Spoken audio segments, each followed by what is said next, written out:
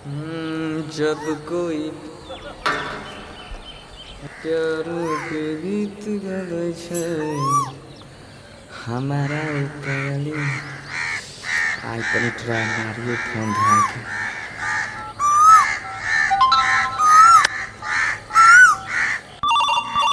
उठाइए ना, उठाइए ना, उठाइए ना, उठाइए ना, उठाइए ना। हेलो बाद में हेलो हेलो। हाँ के बोले छिए अपने? हे रे हम लबड़ी बोले छिए रे। लबड़ी? हाँ रे। ये हमरा चिन्हली? हाँ रे छोरा लबड़ा। अरे तोरा के नंबर तो जाने रही गे? तब जाने रहियो। ये जब नंबर जाने रही तो हमरा पर फोन केन करे रही पहले बता। हाँ नहीं करे रहियो, ससुराल में रहियो ने इहे से। अरे बागे तो ससुराल जाए के मतलब बदल गेली ना? नहीं रे जान, नहीं भूलियो तोरा अभी होले। नहीं भूलली।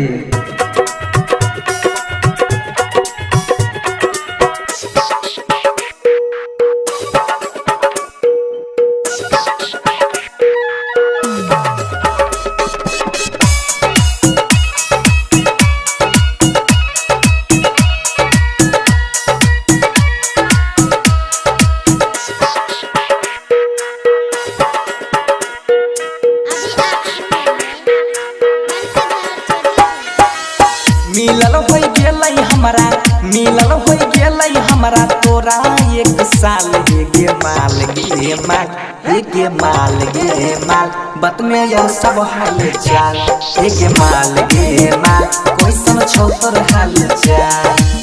राखे तू फोन अभी, राखे तू फोन हमर बतियल मान। हेर जान रे जान, हेर जान रे जान, आखन रोपै छियो धान। हेर जान रे जान, आखन रोपै छियो धान। बोल लगे डीजे विकास,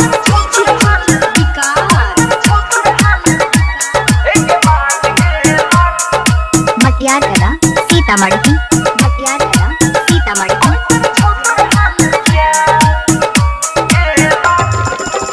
जहिया से गेले ससुरा करे नहीं छी फोन गे तोरा बिना लागे नहीं छै कोरती मोन गे हमर सब चीज लगे छो पहिला चल गेली की गे।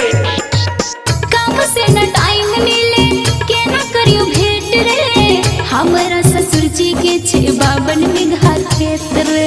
रही रही याद आबो, रही रही याद आबो छुअल दुनु गाल गे माल गे माल गे माल गे माल कैसन छौ तोर हाल चाल गे माल गे माल कैसन छौ तोर हाल चाल। डीजे विकास,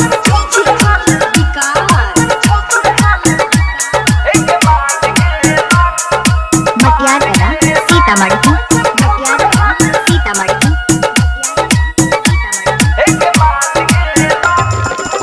शादी तू करके सोई बादी कहइले नैहर में यारा बा के छोरी चल गइले छोरी चल गइले सुनन छी गे। जब तक री हो मजा लियो भरपूर रे, आब छियो अगला महीना मिलबो जरूर रे।